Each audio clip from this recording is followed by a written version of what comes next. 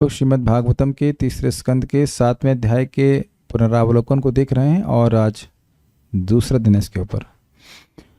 हमने सुना कि विदुर जी ने मैत्रेय मुनि से प्रश्न किए थे और मैत्रेय मुनि जो उत्तर दिए उसको सुनकर विदुर जी ने कहा कि मेरे सारे संशय समाप्त हो गए और उन्होंने मैत्रेय मुनि की वचनों का अभिनंदन किया। अब वह आगे अपने कुछ और प्रश्नों को पूछने के लिए जो मैत्रेय मुनि ने कहा था उसी का अनुवाद करते हैं। फिर से वो कह रहे हैं जो मैत्रेय मुनि ने पिछले अध्याय में बताया था सृष्टि के संबंध में, उसको फिर से अनुवाद करके उसके आधार पर फिर कुछ प्रश्न करेंगे। सृष्ट्वाग्रे महदादीनि सविकाराण्यनुक्रमा तेभ्यो विराजमुद्धृत्य तम अनुप्राविशद विभु। ये 21वां श्लोक। सृष्ट्वाग्रे, सृष्टि की शुरुआत में, महदादीनि, महद आदि तत्वों को सविकाराण्य अनुक्रमात, उनके विकारों के साथ, वही महतत्व, उसके बाद अहंकार, अहंकार से फिर तीन प्रकार के अहंकार, उसके बाद बहुत सारी सृष्टियां हुई तो वो सब उसके विकार कहते हैं। उनको अनुक्रमात, एक के बाद एक सृष्टि करके, सृष्ट्वाग्रे, अग्रे मतलब सृष्टि की शुरुआत में, पहले इस पूर्व काल में सृष्टि करके, किसको सृष्टि करके? महतत्व और उसके विकारों की एक के बाद एक सृष्टि करके, तेभ्योम विराजम उद्धृत्य, विराट पुरुष की सृष्टि करके, प्रकट करके, तम अनुप्राविशद विभु, जो सर्व समर्थ भगवान हैं वह उसमें प्रवेश करके। तो ये सब बात क्यों कह रहे हैं? रिवीजन यस, रिवीजन कर रहे हैं इस 6ठे अध्याय का जो मैत्रेय मुनि ने बोला था उसको रिवाइज करके फिर वह प्रश्न कुछ करने वाले हैं। नेक्स्ट, यमाहुराद्यम पुरुषम सहस्रांगी उरुबाहुकम यत्र विश्व इमे लोका सविकाशम तो आसते। कौन प्रवेश किया? किस विभु की बात करते हो जो कि प्रवेश किया? तो उसमें कहते हैं यम आहु आद्यम पुरुषम, जिनको आदि पुरुष कहा जाता है। क्या स्वरूप है उनका? तो कहते हैं सहस्रांगी उरुबाहुकम, उनके हजारों अंग्री यानी चरण, और उरु मतलब जांघें, और बाहु मतलब बाहें हैं। यत्र विश्व इमी लोका, जिन भगवान में ये सारे लोग सविकाशम, अपने सारे विस्तारों सहित आसते, विद्यमान रहते हैं। तो यहाँ पे ये कारणोदकश विष्णु को इंगित करता है। जो भक्त नए ज्वाइन किए हैं उनसे निवेदन है कि हरे कृष्ण महाराज जी राधे राधे ये न कहें, इस क्लास का ये नियम नहीं है। अगर कुछ बात नहीं समझ में आती है तो प्रश्न कीजिएगा, अन्यथा राधे राधे या हरे कृष्णा मत कीजिएगा। Although it is Hare Krishna group but you should not type Hare Krishna in the chat, it will disturb the flow of the class. Okay, अब आगे बढ़ते हैं। ये इसमें क्या था? ये 10वें प्राण, जिसमें ये पहले लाइन किसका वर्णन कर रहा है? जिसमें 10वें प्राण, इन विष तो समझा रहे किसमें? हाँ, इस विराट पुरुष में। यस्मिन दशविधः प्राणा सेन्द्रियार्थेन्द्रिय स्त्रिवृत त्वयेरितो यतो वर्णास्तद तद विभूतिर्वदस्वना। तो अब जिन पुरुष ने प्रवेश किया उसका स्वरूप, उनके स्वरूप का वर्णन करके, जिसमें वो प्रवेश किए विराट पुरुष में, उनके बारे में कहते हैं यस्मिन, जिन विराट पुरुष में 10 विध प्राण, 10 प्रकार के प्राण, अर्थात प्राण, अपान, समान, व्यान, उड़ान, उसके बाद धनंजय, कृकर आदि इस तरह के, और 5 उपप्राण।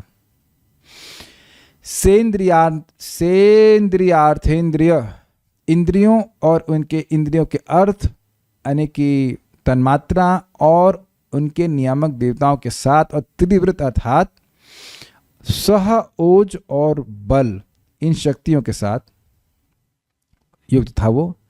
त्वया ईरितः, आपके द्वारा ये कहा गया।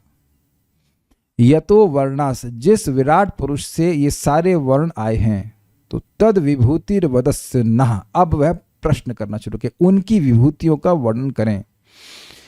ब्राह्मण, क्षत्रिय, वैश्य और शूद्र ये वर्ण विराट पुरुष से आए हैं, तो इनकी विभूतियों का वर्णन करें, यह कहते हैं। ब्राह्मणों में कौन विभूति हुई, क्षत्रिय में कौन विभूति हुई, इनका वर्णन कर रहे हैं। और न सिर्फ उनका वर्णन करें, उनके वंशजों का भी वर्णन करें। तो कहते हैं यत्र पुत्रैश्च पौत्रैश्च नप्तृभिः सह गोत्रजैः प्रजा विचित्राकृतयः आसन् याभिरिदं ततं। यत्र पुत्रैश्च, उन विभूतियों का वर्णन करें और उनके पुत्रों के द्वारा, जिनके पुत्रों के द्वारा और पुत्रों के बेटे अर्थात पौत्रों के द्वारा, और नप्त्र भी मतलब नातियों के द्वारा, और गोत्र में जो उत्पन्न है उनके द्वारा प्रजा विचित्राकृत्या, विचित्र आकृतियों की प्रजाएं उत्पन्न हुई हैं। जैसे कश्यप मुनि की पत्नी, कश्यप एक प्रजापति है, ब्राह्मण है, उनकी 13 पत्नियां, उनमें से एक पत्नी से नाग उत्पन्न हुए हैं। जैसे एक से नाग और एक से सर्प। अब जानते हैं नागिन कैसे फन कर सकते हैं और सर्प ऐसा फन नहीं कर सकता है, तो अंतर आ जाता है। तो ऐसे, और एक से गरुड़ उत्पन्न हुए, किसी से पक्षी उत्पन्न हुए हैं, वो देवता लेकिन उत्पन्न हो रहे हैं ये पशु पक्षी इत्यादि। इस प्रकार की विचित्र आकृतियां हैं। अब आ जाएगा, अभी तो हम खाली हिंट दे रहे हैं। 3 अध्याय में आप सुनेंगे आगे। आसन याभिर इदम ततम, जिसके द्वारा इदम यह जगत पूरी तरह से व्याप्त है, इन पुत्रों मतलब पूरे वंशजों के द्वारा व्याप्त है। इनका वर्णन करें। प्रजापतीनां सपतिश्चक्लृपे कान् प्रजापतीन् सर्गांश्चैवानुसर्गांश्च मनुन् मन्वन्तराधिपान्। प्रजापतीनां सपतिस्, प्रजापतियों के वह पति अर्थात ब्रह्मा जी, चक्लृपे कान प्रजापति, उनने किन किन प्रजापतियों की सृष्टि करी, यह वर्णन कीजिए। सर्ग, 9 प्रकार की सृष्टियों का वर्णन करें। अनुसर्ग और उनके विभिन्न प्रकार के भेदों का भी वर्णन करें। मनुओं का वर्णन करें और मनवंतराधिपान, जो मनवंतर के अधिपति हैं, उनका वर्णन करें। ये सब बताया। प्रश्न करना है, बताया नहीं, प्रश्न करना है। ऊपर यधश्च ये लोका भूमिर्मित्रात्मजा सते तेषां संस्थां प्रमाणं च भूर्लोकस्य च वर्णय। ऊपर मतलब पृथ्वी के ऊपर, अधश्च ये लोका, और पृथ्वी के नीचे जो लोक हैं। भूमिर्मित्रात्मज, भूमि के ऊपर है ना, भूमि के ऊपर और भूमि के नीचे जो लोक हैं उनका वर्णन कीजिए। हे मित्रात्मज अर्थात मित्रा देवी के बेटे। तेषाम संस्थाम प्रमाणम च, उनकी संस्था का मतलब है उनका स्थिति क्या है, और प्रमाण का मतलब है उनका परिमाण, उनका ब्रेथ क्या है, लेंथ ब्रेथ। भूर्लोकश्च वर्ण, और भूलोक के बारे में भी इसी प्रकार से वर्णन करें। तिर्यंग मानुष देवानां सरीसृप पतत्रिणाम वदनः सर्ग संव्यूहम गार्भस्वेद द्विजोद्भिदाम। तिर्यंग मतलब जानवर, मानुष मतलब मनुष्य, देवता मतलब देवता, सरीसृप मतलब रेंगने वाले नहीं, सर्प मतलब वही सांप इत्यादि, सांप और भी जो रेंगने वाले होते हैं, हम और भी जो भी रेंगने वाले हैं। पतत्रिणाम मतलब पक्षी। अरे भाई मुझे पता है, आप पीछे प्रॉम्प्ट करेंगे तो आप भी बैठ के क्लास दे दीजिए। फिर प्रॉम्प्ट करने के लिए नहीं कहा गया, जब मैं नहीं समझ पाऊंगा तब आपको पूछ लूंगा, नहीं समझ में आ रहा है। फिर तो लग रहा है कि कोई प्रॉम्प्ट करके समझा रहा है हमको। वद नह, हमसे कहिए, सर्ग समव्यूहा, जिस प्रकार से इन सभी के विभिन्न प्रकार के जो ग्रुप्स हैं उनकी सृष्टि हुई है। क्या ग्रुप है भाई? यहाँ समव्यूहम का अर्थ सर्ग से ही था, जो 9 प्रकार की सृष्टियां थी। गार्भ, जो गर्भ से उत्पन्न होते हैं, इंग्लिश में कहते हैं मैमल। स्वेद मतलब जो पसीने से उत्पन्न होते हैं। द्विज मतलब ब्राह्मण नहीं, यहाँ द्विज का मतलब ब्राह्मण नहीं, द्विज मतलब जो 2 बार जन्म लेते हैं, पहले अंडा होता है और अंडे से फिर पक्षी इत्यादि होते हैं। वेल पक्षी ही नहीं होते, छिपकली भी अंडे से ये मिस्टेक हो जाएगी। ये हम पहले भी सोच रहे थे कि पक्षी ही अंडे से होते हैं, कि नहीं, छिपकली भी तो अंडे से होती है। तो जो अंडे से उत्पन्न होते हैं, ये हो गया, ठीक है ना। जनरली ये पक्षी मन में आते हैं, लेकिन जरूरी नहीं कि पक्षी ही हो। सर्प भी तो अंडे से होता है, यस, सर्प भी अंडे से होता है। और उद्भिदाम मतलब जो बीज से उत्पन्न होते हैं, अर्थात पेड़ इत्यादि। इनका वर्णन कीजिए। गुणावतारैर्विश्वस्य सर्गस्य स्थितप्ययाश्रयम् सृजतः श्रीनिवासस्य व्याचक्ष्वोदार विक्रमम्। गुण अवतारों के द्वारा विश्वस्य, जो विश्व की, सर्ग अर्थात सृष्टि, स्थिति मतलब पालन, अप्यय अर्थात जो नाश करते हैं, और उनके आश्रय। सृजतः मतलब जो सर्ग की सृष्टि करने वाले हैं, सर्ग स्थिति और प्रलय की सृष्टि करने वाले, इस व्यवस्था की सृष्टि करने वाले जो श्रीनिवास अर्थात भगवान श्री कृष्ण हैं, उनके उदार चरित विक्रम मतलब उनके उदार चरित का व्याचक्ष्व अर्थात हमसे कहिए। ये बात वो पूछना, बेसिकली ये बात पूछना चाहते हैं, भगवान की लीलाओं को सुनना चाहते हैं। वर्णाश्रम विभागांश्च रूपशील स्वभावतः ऋषीणाम जन्म कर्माणि वेदस्य च विकर्षणम। वर्णाश्रम के विभागों को कहिए, जो उनके रूप मतलब स्वरूप, शील मतलब आचरण और स्वभाव के अनुसार है। ऋषिणाम जन्म कर्माणि, और महान महान ऋषियों के जन्म और कर्म को कहिए।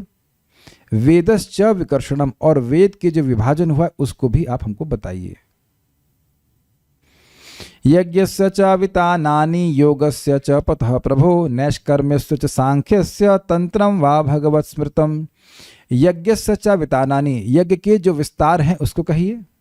योगस्य च पथः प्रभु, हे प्रभु हमें योग के पथ के बारे में बताइए। नैष्कर्म्य च सांख्यस्य, नैष्कर्म मतलब जिसके द्वारा कर्म बंधन नष्ट होता है उसका वर्णन करिए, और सांख्य मतलब वह ज्ञान योग जो इस नैष्कर्म का साधन भूत है उसको भी बताइए। तंत्रम वा भगवत स्मृतम, ये तंत्र मंत्र बताइए। तंत्र मंत्र लेकिन कौन से? भगवत स्मृतम, जैसे जो नारद पंचरात्र हैं, जो भगवान ने, जो वैष्णव तंत्र हैं जिसमें भगवान की पूजा की विधि बताई गई, उसको हमको बताइए, ये कहते हैं। फिर कहते हैं पाषंड पथ वैषम्यम प्रतिलोम निवेशनम जीवस्य गतयो याश्च यावती ऋगुण कर्मजः। पाषंड पथ वैषम्यम, जो नास्तिकवाद है उसके पथ पे चलने से जगत में क्या विषमता उत्पन्न होती है, अर्थात क्या विरोध उत्पन्न होता है।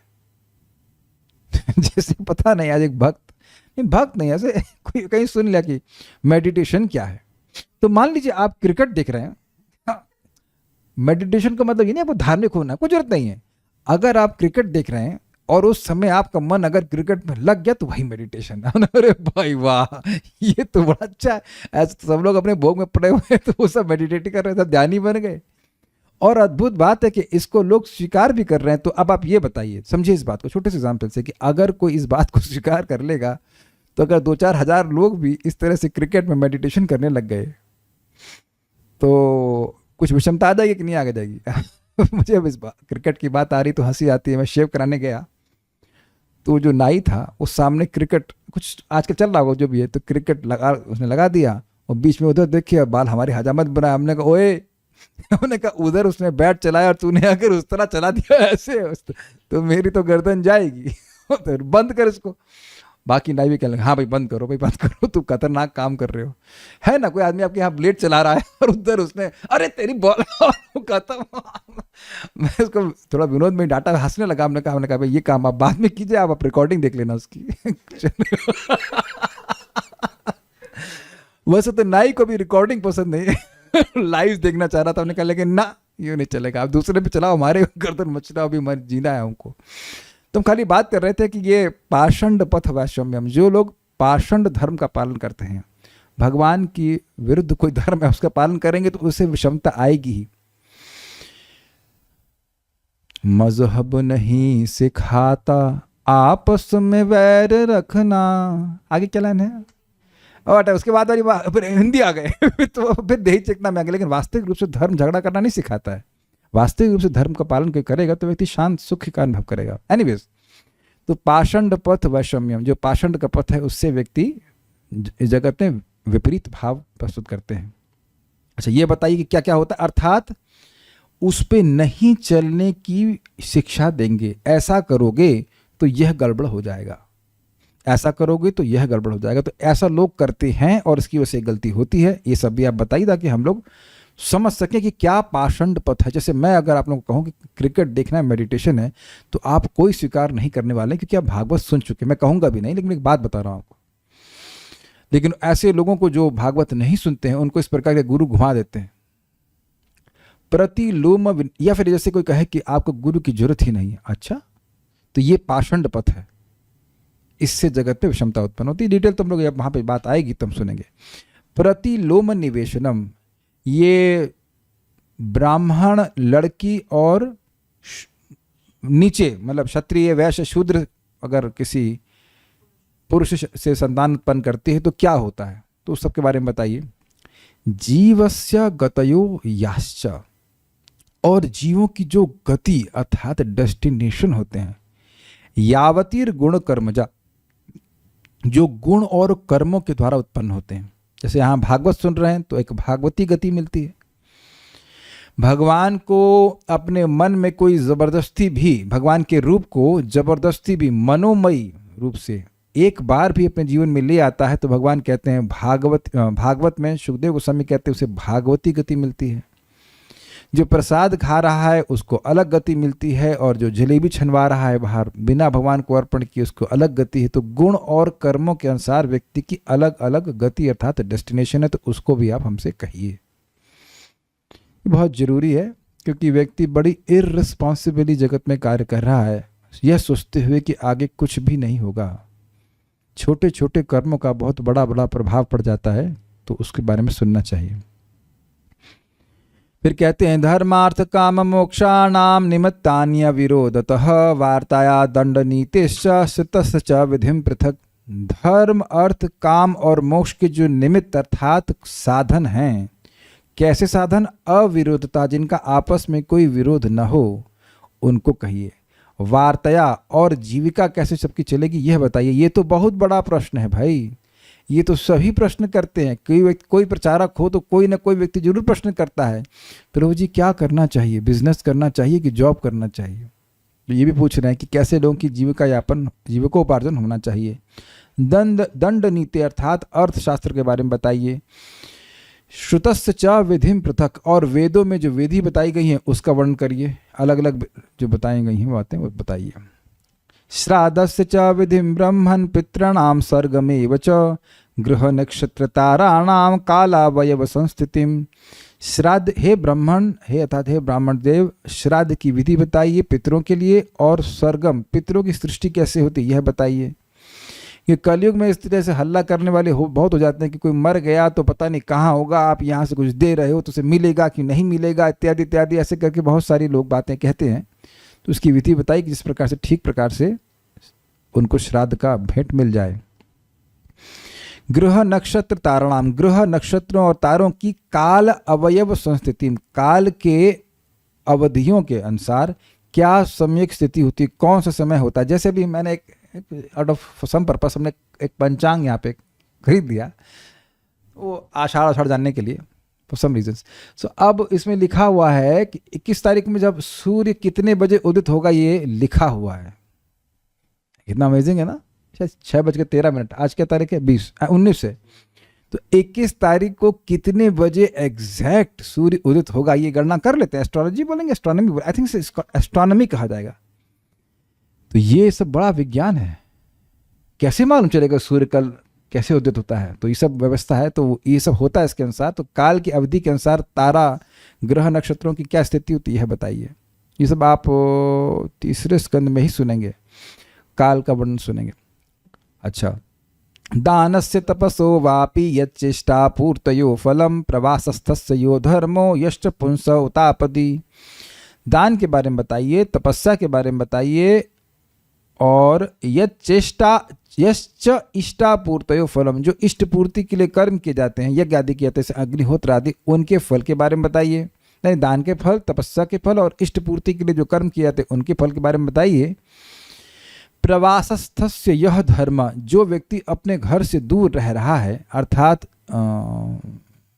वानप्रस्थी लोगों के लिए उनका क्या धर्म है यह बताइए। यश्च पुंसा उ अतापदी, जो व्यक्ति कठिनाई में पड़ गया है, इमरजेंसी में पड़ गया, उसका क्या धर्म है यह बताइए। धर्म की जिज्ञासा करना मनुष्य के लिए आवश्यक है। अब यह मूल प्रश्न कर रहे हैं और ये साधना भक्ति के संबंध में है। ये नवा भगवान स्तुष्येद धर्म यो निर्जनार्दन संप्रसिद्धि वा ये शाम एतद आख्याहि में नगः। ये नवा, अथवा ये बताइए जिसके द्वारा भगवान स्तुष्येद, भगवान तुष्ट हो जाते हैं, धर्म योनिर जनार्दन, वह साधन, वह धर्म जिसके द्वारा भगवान जो सारे धर्मों के मूल हैं, जो सभी जनों को, और जनार्दन का क्या अर्थ था? सभी की प्रार्थनाओं, सभी की इच्छाओं को पूर्ण करने वाले, सभी लोग उनसे उनसे प्रार्थना करते हैं, या जो अपने प्रेमी भक्तों को विरह जनित दुख देते हैं, ये भी बोला गया था। तो वह भगवान कैसे संतुष्ट होंगे? दूसरा, संप्रसिद्धि वायेशाम, या जिन भक्तों के द्वारा वह सम्यक रूप से प्रसन्न होते हैं, एतद आख्या ही मेनघ, हे निष्पाप, हे अनघ, हे निष्पाप मैत्रेय मुनि, यह भी आप मुझे वर्णन करें। यह हो गया। अच्छा, उसके बाद कहते हैं कि देखिए, मैंने, मान लो मैत्रेय मुनि पूछे कि मैं क्यों कहूँ, तो कहते हैं जो अनुवर्ती होते हैं उन शिष्यों के प्रति गुरु दयालु होकर के बोलते ही हैं। अनुव्रतानाम शिष्याणाम पुत्राणाम च द्विजोत्तमा अनापृष्टमपि ब्रूयुर गुरवो दीनवत्सला। जो उनके अनुवर्ती यानी अनुयायी होते हैं, जो उनके शिष्य होते हैं और जो पुत्र होते हैं, हे द्विजोत्तम, हे ब्राह्मण, अनापृष्टम अपि ब्रूयु, नहीं पूछने पर भी वह कहते हैं। कौन कहते हैं? गुरुजन कहते हैं दीन वत्सल, क्योंकि वे दीन वत्सल होते हैं, दीनों पे कृपा करने वाले होते हैं। समझने का प्रयास कीजिए, यहाँ कैमुत्य है। नहीं पूछने पर भी गुरुजन जब बोलते हैं तो मैं तो पूछ रहा हूं आपसे, और आप कोई सामान्य ब्राह्मण नहीं हैं, आप ब्राह्मणों में श्रेष्ठ हैं, अर्थात आप अत्यंत दीन वत्सल हैं। तो मैं तो आपसे पूछ भी रहा हूं। नहीं पूछे जाने पर भी बोलते हैं, क्योंकि जानते हैं कि बच्चे को या मेरे अनुयायी को या मेरे शिष्य को अपना हित और हित नहीं पता होता। तो मैं तो पूछ रहा हूं, तब तो आप जरूर मुझे बताएंगे। अब वो कुछ रह गया क्या?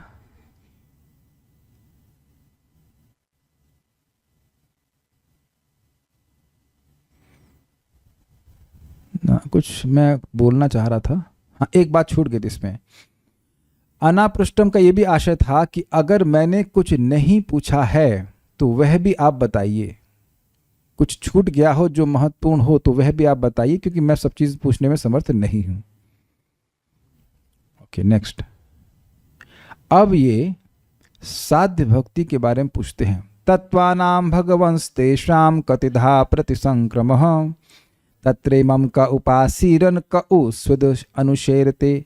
तत्वानाम भगवंस्तेषां, हे भगवान अर्थात हे मैत्रेय मुनि, तत्वों का, तेषाम तत्वानाम, उन तत्वों का जो महदादित हैं, उनका कतिधा प्रतिसंक्रमः, कितने प्रकार के प्रलय होते हैं। तत्रेमं का उपासीरन, जब प्रलय हो जाती है उस समय कौन लोग भगवान की उपासना कर रहे होते हैं। जब भगवान योग माया में शयन कर रहे होते हैं तो कौन वह भक्त हैं जो भगवान की सेवा कर रहे होते हैं। क उ स्विद अनुशेरते, और वह कौन लोग हैं जो भगवान के संग सो जाते हैं, अर्थात प्रलय में वह लीन हो जाते हैं। उसके बाद कहते हैं पुरुषस्य च संस्थानम स्वरूपम वा परस्य च ज्ञानम च नैगमम यत्तद गुरु शिष्य प्रयोजनम। पुरुषस्य अर्थात उपासक जीव का संस्थानम, जो उसकी सम्यक स्थिति है वह कहिए। स्वरूपम वा परस्य च, जो पर अर्थात परमेश्वर है उनके स्वरूप को कहिए, या वा का अर्थ हुआ जो जीव और परमेश्वर में ऐक्य है, जिस अंश में ऐक्य है उसको कहिए। ज्ञानम च नैगमम यत्तद, जो निगम अर्थात वेद का ज्ञान है, जिसके लिए गुरु शिष्य का प्रयोजन होता है, उसको कहिए। मतलब भक्ति के बारे में बताइए, भक्ति को जानने के लिए ही गुरु को स्वीकार किया जाता है। आप नहीं कहेंगे। उसके बाद यहाँ पे कहते हैं कि देखिए, इसी के निमित्त जो विद्वान जन हैं वह वर्णन करते हैं, नहीं तो स्वयं किसी जीव का भगवान के संबंध में ज्ञान होने वाला नहीं है। निमित्तानि च तस्येह प्रोक्तान्य अनघसूरभिः स्वतो ज्ञानम कुतः पुंसां भक्ति वैराग्यमेव वा। इसी के निमित्तानि मतलब इस बात को समझाने के लिए, जो उपनिषद का ज्ञान है भक्ति, उसको समझाने के लिए, तस्य निमित्तानि, उन भगवान के ही स्वरूप को समझाने के लिए, यह इस जगत में प्रोक्तानी कहते हैं। अनघ सूर्य भी जो निष्पाप विद्वान जन है वह उसका वर्णन करते हैं। नहीं तो स्वतः ज्ञानम कुतः पुंसा, मनुष्य को स्वतः इस संबंध में ज्ञान कैसे होगा, और भक्ति वैराग्यम एवं, या भक्ति और वैराग्य कैसे प्राप्त होगा जब तक वह श्रवण नहीं करता। ये बात है, इसलिए वो बोलते हैं जब कोई बोलेगा तब ना कोई सुनेगा।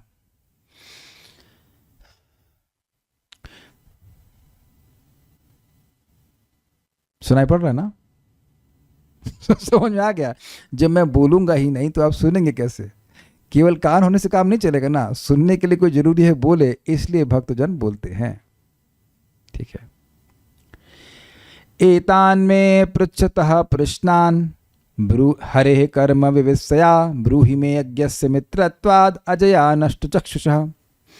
एतान में पृच्छतः प्रश्नान, ये सब जो प्रश्न मैंने आपसे किए हैं किस लिए किए हैं? हरे कर्म विविस्या, भगवान हरि के कर्म को जानने के लिए ही करें।